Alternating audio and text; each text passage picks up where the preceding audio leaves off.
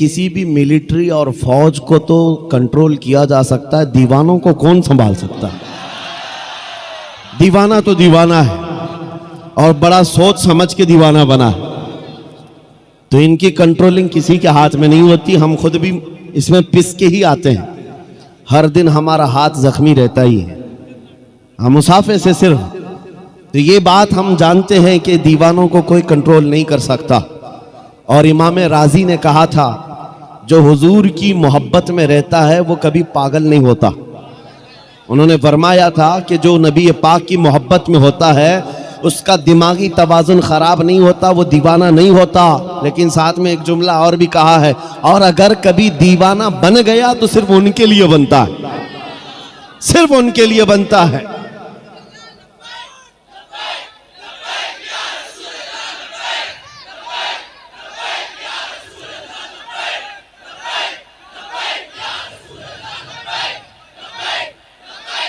तवज्जो, अल्लाह करीम ये जज्बे सलामत रखे।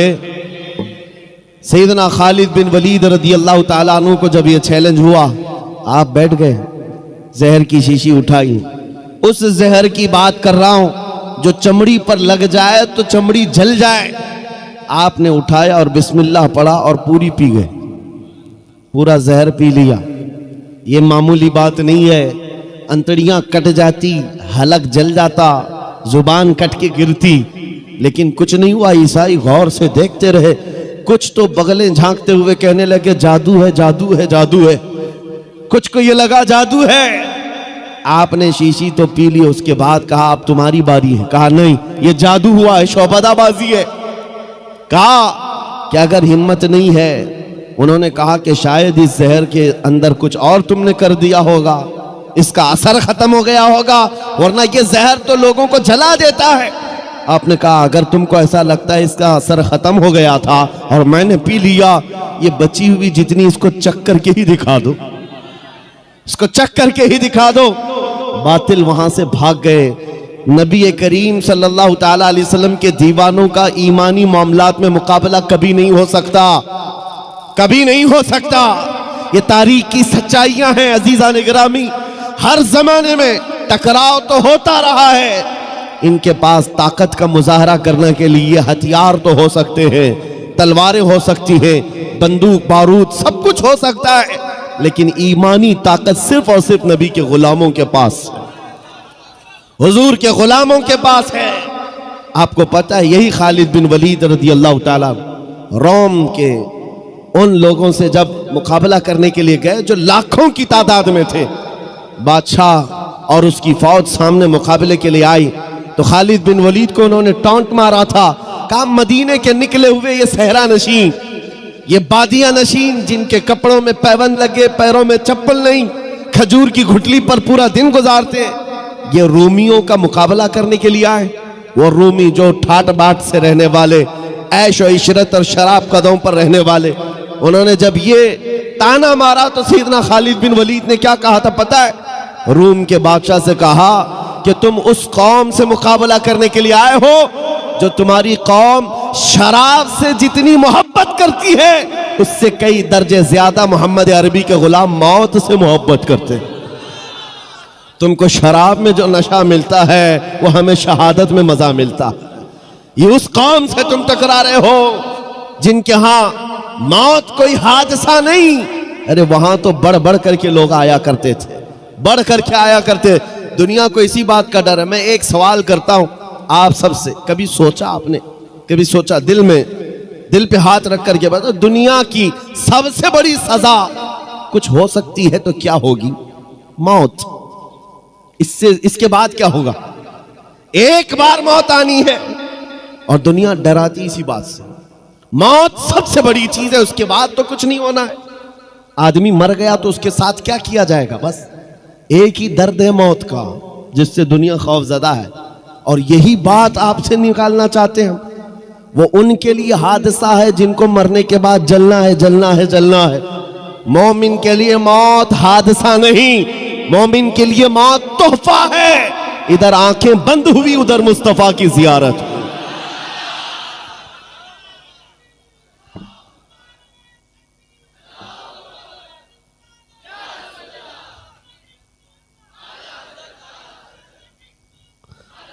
नबी करीम सल्लल्लाहु ताला अलैहि वसल्लम के गुलामों ने ये जो इस्तिकामत दिखाई, उनको ये हकीकत मालूम थी कि इज्जत रसूलुल्लाह के कदमों में है, इज्जत नबी पाक के से वाबस्तगी में है। कुरान ने सच कहा है, वलिल्लाहिल इज्जतु वली रसूलिही, इज्जत अल्लाह की है, इज्जत रसूल की। आज भी हम खोया हुआ वक़ार, हमारी खोई हुई इज्जत वापस ले सकते हैं। बस नौजवानों के लिए शर्त यह है कि नबी के कदमों में ढूंढो, इज्जत हुजूर के कदमों में ढूंढो, निस्बत हुजूर पाक सल्लल्लाहु अलैहि वसल्लम की हो, इसी बात पर फख्र करो। तुम अपनी दूसरी चीजों पर फख्र करना छोड़ दो कि तुम्हारे पास कितना माल है, कितनी जायदाद है, ओहदा क्या है, मनसब क्या है, खानदान क्या है, प्रॉपर्टी क्या है, ये गिनवाना छोड़ दो। फख्र करने की कोई चीज है तो हुजूर की गुलामी पर फख्र करो। आपको पता है वक्त का अबकरी इमाम, मुजद्दिद आजम, जिसके सामने वक्त के बड़े बड़े फकीर अपने जानू अदब तय करते हो, बरेली का इमाम अहमद रजा खां फाजिल बरेलवी, जिनके हालात ये हैं बयान करते करते जुबानें सूख गई, लेकिन अब तक उनके इल्म को बयान नहीं किया जा सका, उनके तमाम दीनी खिदमात को बयान नहीं किया जा सका। एक आलिम दीन है जिसे अल्लाह ने 70 के करीब उलूम व फनून दिए हैं, जो एक मरतबा लिखने पर बैठ जाए तो वो कुरान पाक का तर्जुमा लिखे, फतावा रज़विया जैसा अजीम शाहकार दे दे, 1000 से ज्यादा किताबें पेश कर दे, हदायक बख्शिश जैसा दीवान दे दे, जिसकी एक नात पढ़ने के बाद मुर्दा दिल भी जिंदा होते नजर आ जाएं। ये सारे कमालात जिस इमाम के पास हैं, इल्म का हाल तो ये है कि वो कोहे हिमाला नहीं, वो ऐसा मीनार है जिसको देखने के लिए अच्छे अच्छों की टोपियां गिर जाए। उस इमाम की बात कर रहा हूं, इमाम अहमद रजा खां। सिर्फ इल्म नहीं, तकवा भी है, तहारत भी है, और फिक़ह भी है, हदीस का इल्म भी है। अल्लाह ने हर चीज से नवाजा है, और दुनियावी चीजों में भी कम नहीं। बड़े जमींदार भी हैं, कोई गरीब घर से नहीं, बड़े जमींदार, पूरा का पूरा गांव आपकी मिल्कियत में आया करता है। और बच्चों से भी अल्लाह ने नवाजा है, ऐसे बच्चे जिसको फख्र करने के लिए क्या नहीं है। एक बेटा मुफ्ती आजम है तो दूसरा हुज्जतुल इस्लाम है। वो वक्त के औलिया बेटे हैं, और बाप दादा भी कम नहीं है। सारी निस्बतें जिसके पास है, फख्र करने के लिए क्या कम नहीं है। मेरा बाप नकी अली खां, मेरा दादा रजा अली खां, मेरा बेटा मुफ्ती आजम, मेरा बेटा हुज्जतुल इस्लाम। आला हजरत ये कह सकते, और मेरे इल्मी काम ये है, फतावा रज़विया तुम्हें दे रहा हूँ, और मेरे नातिया दीवान हदायत बख्शिश दे रहा हूँ, कुरान का तर्जुमा कंजुल ईमान दे रहा हूँ। ये सारी बातें आला हजरत ने कहीं नहीं दिखा सकोगे। इन सारी बातों पर उस इमाम ने फख्र किया है। फख्र किया है तो किस बात पर? ये कहता है बरेली का इमाम, उस गली का गधा हूं मैं जिसमें, उस गली का गधा हूं मैं जिसमें मांगते ताजदार फिरते हैं।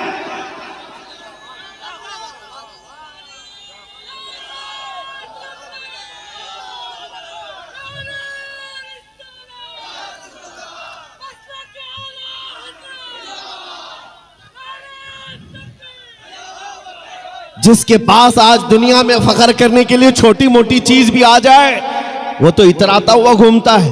अरे 5 साल का एमएलए देखो, उसके पैर जमीन पर नहीं लगते। हाँ, आज हुकूमत मिली, कल नशा चढ़ गया है। ये सारे हालात हमने आज देखे हैं। और जिसके पास इतनी सारी निस्बतें हों, उस इमाम की बात कर रहा हूं, अब करी अपने वक्त का, और अब भी फनान, अब भी मजमों में से गायब नहीं है, बल्कि आज भी आला हज़रत का नाम हमारे जलसों की जान है, हमारे जलसों की जान है। जिसका इतना बड़ा मकाम और मर्तबा है, लेकिन फख्र किस बात पर करता है? उस गली का गधा हूं मैं जिसमें मांगते ताजदार फिरते हैं, फिर के गली गली तबाह ठोकरें सबकी खाई क्यों, दिल को जो अक्ल दे खुदा तेरी गली से जाए क्यों। ये निस्बत है जिस पर फख्र करने के बाद अल्लाह ये मकाम अता करता है। उसी आला हजरत ने ये कहा था, बेनिशानों के निशान मिटते नहीं, मिटते मिटते नाम हो ही जाएगा। आज हम देख रहे हैं चर्चा आला हजरत का है जगह जगह पर। किस बात के लिए चर्चा है? बंगाल में जाओ, बिहार में जाओ, गुजरात में जाओ, राजस्थान में जाओ, ये तो हिंदुस्तान के मकामात हैं। अरब के मिस्र में भी मैंने देखा मुस्तफ़ा जाने रहमत पढ़ते हुए लोगों को। समझ में नहीं आता लेकिन सलाम पढ़ते हैं, और उनसे पूछा जाए आपको उर्दू आती नहीं, आप ये उर्दू सलाम क्यों पढ़ते हैं? वो कहते हैं इसमें इश्क की महक आती है, वाह वाह वाह, इश्क की बू आती है। खुशबू आती है। अजीजा ने गिरामी, मुल्के सुखन की शाही तुमको रजा मुसल्लम, जिस समत आ गए हो सिक्के बिठा दिए हैं। हमने आला हजरत को पढ़ा और देखा, चप्पे छप्पे में इनका जिक्र किस बात के लिए है। आज ऐ सुन्नियों बताओ, बार बार तुम नारा लगाते हो इश्क मोहब्बत, इश्क मोहब्बत, आला हजरत, आला हजरत। तुम में से किसने आला हजरत को देखा है? कौन जमाना पाया है? किसी को नहीं पता। लेकिन दिलों पर राज अभी भी चल रहा है, दिलों पर हुकूमत अभी चल रही है। वजह यह है कि उनको हम एहसास के साथ याद करते हैं, इकराम के साथ याद करते हैं, तो इसलिए नहीं है कि वो पठान कबीले से थे, बड़े जमींदार थे, बहुत बड़े आलिम थे। नहीं, इस बात के लिए दुनिया हर गली कूचे से याद करती है, डाल दी कल्ब में अजमत है मुस्तफा, सैयदी आला हजरत पे लाखों सलाम। यही एक बात है जो इंसान को जिंदा कर जाती है, जिंदा कर जाती है।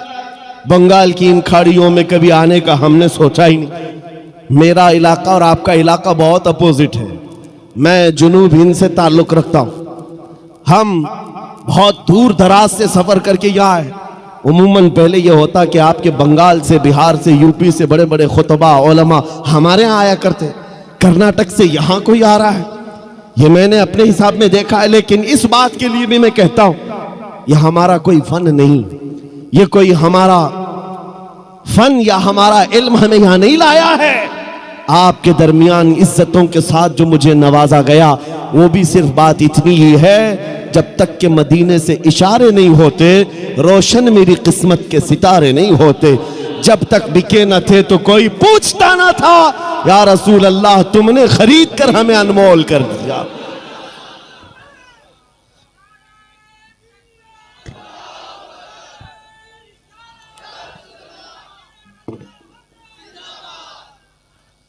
अब मैं आपसे पूछता हूं, क्या ये इज्जत पाना चाहोगे? दुनिया में भी और आखिरत में भी। कौन नहीं चाहता इज्जत पाना? हर कोई चाहता है। इज्जत चाहते हो, बुलंदी चाहते हो, अपना नाम हमेशा के लिए इस दुनिया में रकम करना चाहते हो, तो सिर्फ मेरा मैसेज इतना सुन करके जाओ, बेदाम ही बिक जाइए बाजार नबी में, बेदाम ही बिक जाइए बाजार नबी में। इस शान के सौदे में खसारे नहीं होते। जो हुजूर के बारगाह में अपने आप को वक्फ किया, कभी खसारे में नहीं गया है, कभी खसारे में नहीं गया है। हमने देखा है हबशा के बिलाल, अगरचे गुलामी किसी और के पास थी उनकी, लेकिन जब आज़ाद होकर मेरे मुस्तफ़ा के कदमों में आए तो रसूलुल्लाह ने काबे की छत पर पहुंचा दिया। और ऐसा जिंदा है, आज हर बच्चा जानता है बिलाल हबशी का नाम। कौन नहीं जानता है?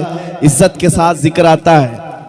और फिर मैं साथ में ये भी बता दूं, वो हबशी थे और हबशा के रहने वाले निहायत काले रंग के होते। आपने देखा होगा हबशा के रहने वाले, लेकिन कसम खुदा की कभी आज तक दिल में ये बात आई कि काले थे तो उनकी इज्जत नहीं थी? मुआज़ल्लाह रब्बिल आलमीन, कभी नहीं। बल्कि चांद भी उनकी खूबसूरती पर रश्क करता होगा। और आज करोड़ों मुसलमानों को बिलाल की भी एक झलक नजर आ जाए तो अपनी जान देने को तैयार होंगे। सच बात है या नहीं? क्यों? अब रंग नहीं देखा जाता, अब सिर्फ निस्बत देखी जाती है। हुजूर से जो वाबस्ता हो गया, फिर उसकी इज्जतों के क्या कहने। इसीलिए शायर ने कहा था, एक अरब ने आदमी का बोलबाला कर दिया, खाक के जर्रों को हमदोश सुरैया कर दिया। खुद न थे जो राह पर औरों के हादी बन गए, क्या नजर थी जिसने मुर्दों को मसीहा कर दिया।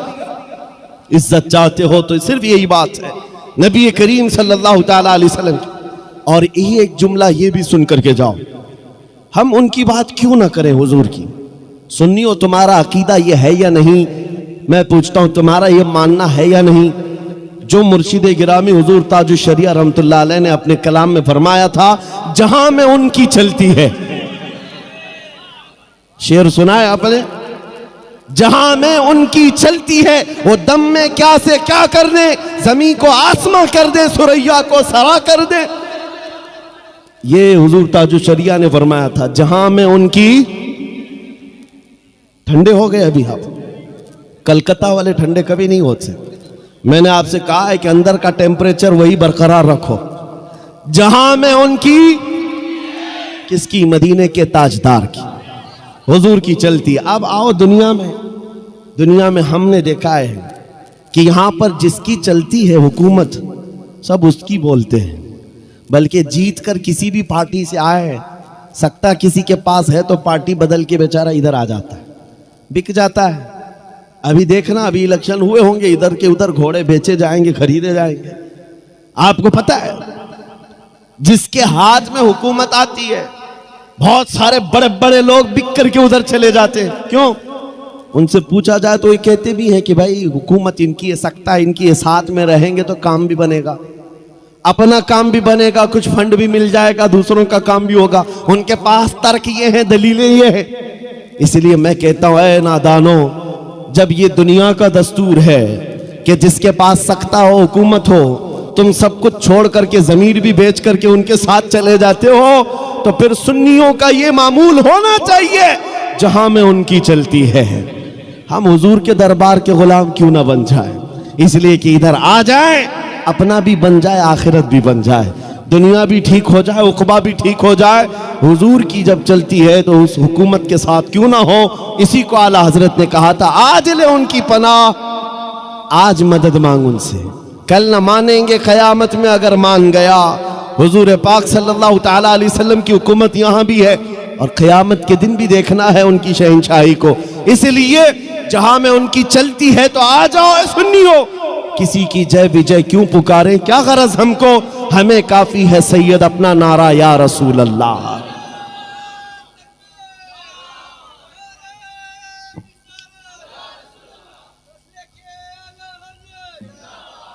इज्जत के मुतालिक मैं बात मुकम्मल कर दूं, इज्जत किसकी? अल्लाह की है, इज्जत रसूल की है, इज्जत नबी पाक के गुलामों की है। बस समझ की देर है। कुरान साथ में ये भी कहता है, वलाकिन्नल मुनाफिकीन ला यअलमून, लेकिन मुनाफिक इस बात को नहीं जानते। इज्जत अल्लाह की है, इज्जत रसूल की है, इज्जत ईमान वालों की है। और ये इज्जत देखनी है तो अर्श हक है, मसनद रिफात रसूलुल्लाह की देखनी है। हश्र में इज्जत रसूलुल्लाह की, क़यामत के दिन तो सबको समझ में आ जाएगा। आज ज्यादा से ज्यादा हमारे साथ क्या किया जा सकता है? ज्यादा से ज्यादा वही किया जाएगा जो हमारे आबा व अजदाद के साथ किया गया, कभी कैद में, कभी फांसी पर, कभी कोड़ों पर, कभी जंजीरों में। इससे ज्यादा क्या कर सकते हो? लेकिन एक बात याद रखना, इस्लाम जिंदा होता है हर करबला के बाद। हकीकत है या नहीं? हकीकत यही है। हालात आज जैसे भी हो, ऐ सुन्नियों इस बात को याद रखो, इज्जत रसूलुल्लाह के साथ वाबस्ता होने में है। आपको कभी भी समझौते की जिंदगी पर मजबूर होना पड़े, समझौता कर लेना, पानी ना मिले, खाना ना मिले, कपड़े ना मिले, घर ना मिले, इस बात पर समझौता किया जा सकता है। लेकिन कसम रब्बे जुल जलाल की, अगर तुमसे यह कह दिया जाए रसूल पाक का नाम छोड़ दो और जिंदगी गुजारो, कभी नहीं हो सकता। जो जान मांगो तो जान दे दे, जो माल मांगो तो माल दे दे, मगर यह हमसे कभी ना होगा, नबी का जाहो जलाल दे दे। इस अजमत के साथ, इस निस्बत के साथ जो जिंदगी गुजारता है, मौला उसको सलामत रखता है। आओ उन कुत्तों से पूछो तुम्हारे नाम कहाँ चले गए, जो गुस्ताखियां करते थे, जो बैठकर भौंकते थे। वो अपने जमाने में थोड़े दिनों के लिए शोहरत बटोर सकते हैं, लेकिन नाम जिंदा कभी नहीं रहेगा। अबू जहल, उतबा, शैबा ने भी हुजूर को गालियां दी थी। किसको याद है वो गालियां? याद है किसी को? पूरी दुनिया में से पूछ कर क्या आओ, पता नहीं क्या गालियां देते। हाँ इतना मालूम है, गुस्ताख थे, गुस्ताख थे। गालियां क्या देते किसी को नहीं याद है। इस तरह हर जमाने में आए हुजूर के खिलाफ भौंकने वाले और गालियां देकर चले गए, उनका निशान खत्म हुआ, ना उनका कलाम बाकी रहा, ना नाम बाकी रहा। लेकिन जो हसन बिन साबित ने रसूलुल्लाह की बारगाह में कहा था, वो आज तक महफूज है। क्या कहा था? व अहसनु मिन कलम तरक़त आईनी व अजमलु मिन कलम तलिदिन निसाओ। या रसूल अल्लाह, आपसे ज्यादा हसीन मेरी आंखों ने देखा नहीं, आपसे ज्यादा खूबसूरत किसी माँ ने जना ही नहीं। उन्होंने जो हुजूर की बारगाह में कहा था, मौला ने उनका कलाम भी जिंदा रखा, उनका नाम भी जिंदा रखा। 700 साल के बाद हुजूर की वफात के शरफुद्दीन बूसीरी मिस्र के रहने वाले अजीम बुजुर्ग हैं। लकवा हो गया, फालिज हो गया, तो आपने कलम उठाया और हुजूर की शान में लिखना शुरू किया। हुवल हबीबुल्लज़ी तुरजा शफ़ाअतुहु लिकुल्लि हौलिन मिनल अहवालि मुक़तहिमी मुहम्मदुन सय्यिदुल कौनैनि वस्सक़लैनि वल फ़रीक़ैनि मिन अरबिन व मिन अजमी या अकरमल ख़ल्क़ि माली मन अलूज़ु बिही सिवाका इंद हुलूलिल हादिसिल अममी वलन यज़ीक़ रसूलल्लाहि जाहु कभी इदल करीम तजल्ला बिस्मि मुंतक़िमी फ़इन्न मिन जूदिका दुनिया व ज़र्रतहा व मिन उलूमिका इल्मल लौहि वल क़लमी या नफ्सु ला तक़नती मिन ज़ल्लतिन अज़ुमत इन्नल कबाइर फ़िल ग़ुफ़रानि कल्लममी लअल्ल रहमत रब्बी हीना यक़सिमुहा तअती अला हसबिल इस्यानि बिल क़िसमी या रब्बी वजअल रजाई गैर मुनअकिसिन लदैका वजअल हिसाबी गैर मुनख़रिमी वल्तुब बिअब्दिका फ़िद दारैनि इन्न लहू सब्रन मता तदउहुल अहवालु यनहज़िमी व अज़ल लिसहबि सलातिन मिनका दाइमतिन अला नबिय्यि बिमुनहल्लि व मुनसजिमी थुम्मा अर्रिज़ा अन अबी बकर व अन उमर व अन अली व अन उस्मान ज़िल करमी या रब्बी बिल मुस्तफ़ा बल्लिग़ मक़ासिदना वग़फ़िर लना मा मज़ा या वासिअल करमी मौलाया सल्लि व सल्लिम दाइमन अबदा अला हबीबिका खैरिल खल्क़ि कुल्लिहिम। शरफुद्दीन बूसीरी ने फालिज की बीमारी में याद किया था। देर किस बात की, उसी रात मेरे आका ख्वाब में तशरीफ लाए, जिस्म पर हाथ फेरा और चादर भी दे दी, कहा उठो। दूसरे दिन शरफुद्दीन बूसीरी कहते हैं सुबह उठा तो ना हाथ में लकवा है ना पैर में लकवा, पैरालाइज हुआ था। सुबह उठते हैं तो कहते हैं कुछ भी नहीं, सही सलामत। और आका ने जो रात में चादर दी थी वो भी गोद में पड़ी हुई थी और घर में हसीन खुशबुएं आ रही थी। मैं एक बात कहता हूँ, ये वाकया तो लोगों को याद है, लेकिन ये बताता हूँ आज भी बूसीरी का कलाम जिंदा। पढ़ते हो कि नहीं, मौलाया सल्ली व सल्लिम दाइमन अबदा। 700 साल पहले कहा हुआ कलाम आज भी जिंदा है। क्यों जिंदा है? गुस्ताख मर जाते हैं, नबी के आशिक जिंदा रह जाते हैं। हमेशा हुजूर के सदक़े में जिन्होंने इज्जत पाई है वो जिंदा रह जाते हैं। अभी आज के दौर में जिन कुत्तों ने हुजूर की शान में गुस्ताखियां की हैं, हो सकता है आपको मालूम होगा, आपके बच्चों को वो भी याद नहीं रहेगा। उनको पूछो कोई था तो उनको याद भी नहीं रहेगा, लेकिन उन आने वाले बच्चों के बच्चों के बच्चों को भी पूछो आला हजरत किसका नाम है, वो मचल के कहेगा। देखा नहीं होगा लेकिन मचल के कहेगा आला हजरत वही है जो बरेली के शाह हैं, जिन्होंने हजारों दिलों में इश्क़ मुस्तफ़ा डाल दी। ये सिलसिला कायम रहने वाला है। दुनिया गुस्ताखों को भुला देगी, आशिकों को याद रखेगी। हुजूर पाक की मोहब्बत में जितने इज्जत कमाई है, अल्लाह उसका नाम जिंदा रखता है। आज पूरी दुनिया में आला हजरत के चर्चे हुजूर की इश्क और उनके मोहब्बत की वजह से। इकबाल को लोग क्यों याद करते हैं?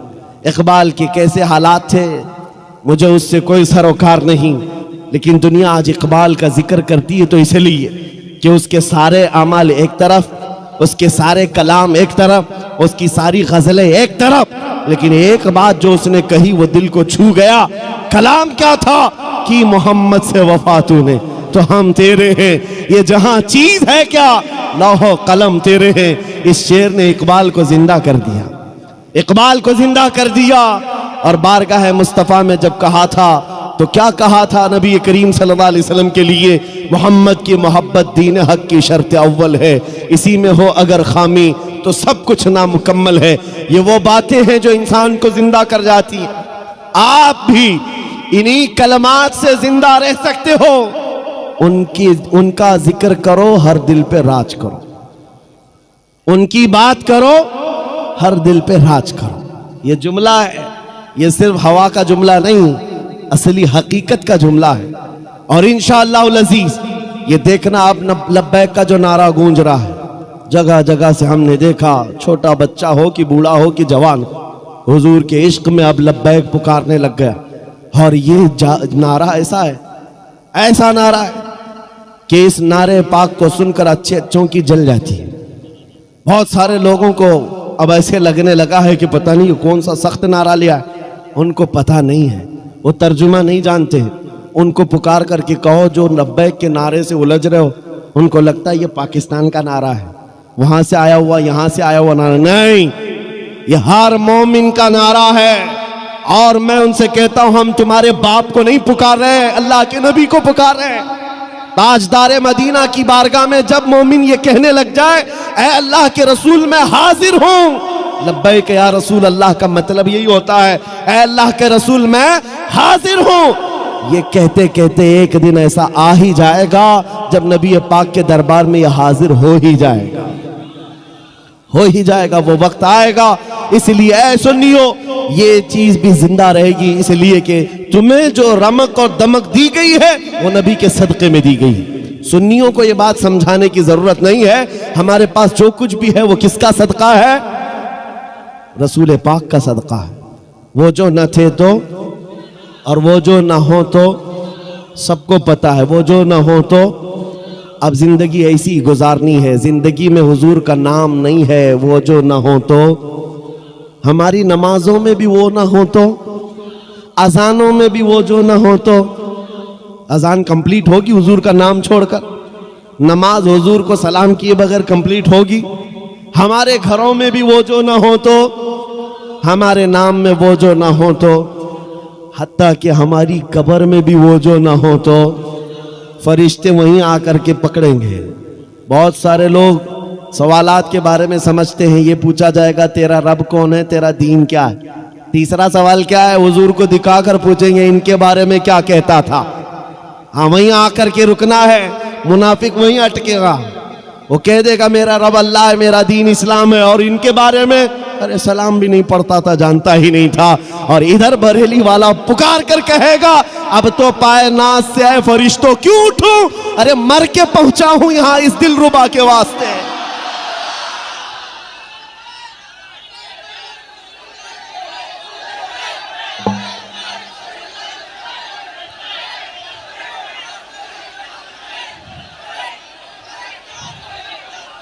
मर के पहुंचा हूं यहां इस दिलरुबा के वास्ते, कब्र में भी वो जो ना हो तो, और आओ कयामत का मैदान है, वहां तो सारे नबी हैं, आदम अलैहिस्सलाम से लेकर ईसा अलैहिस्सलाम तक बड़े बड़े नबी हैं, लेकिन फिर भी हम कहेंगे मैदान महशर में भी वो जो ना हो तो, इसलिए कि शफाअत का सहरा नबी के सर सजाया जाएगा।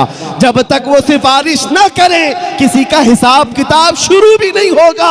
आला हज़रत की सुनो क्या कहते हैं, खलीलो नजी मसीहो सफ़ी सभी से कहीं ना बनी, खलीलो नजी मसीहो सफ़ी सभी से कहीं ना बनी, ये बेखबरी की खल्क फिरी कहां से कहां तुम्हारे लिए, दहन में जुबा तुम्हारे लिए, बदन में है जा तुम्हारे लिए, हम आए यहां और उठे भी वहां।